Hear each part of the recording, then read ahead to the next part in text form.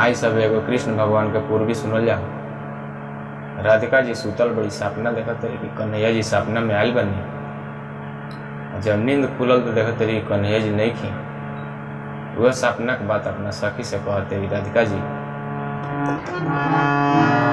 सुतल में रहनी ए सखिया,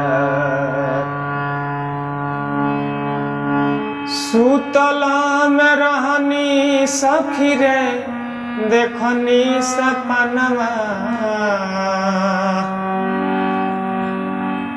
सुतल में रहनी सखी रे देखनी सपनवा, से मधुबाना से काना हमरो, से मधुबाना से काना हमरो, आवेलन हो राम मधुबाना से काना हमरो, आवेलन हो राम मधुबाना से काना हमरो, आवेलन हो राम।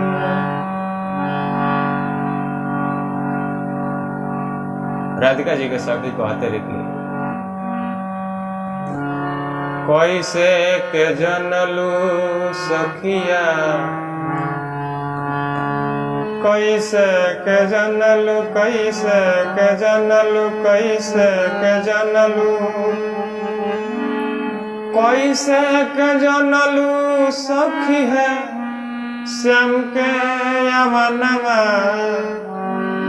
कैसे के जनलू सखिया श्याम के यवनवा, से केरे तुह के आगम, से केरे तुह के आगम, जनावेले हो राम, से केरे तुह के आगम, जनावेले हो राम,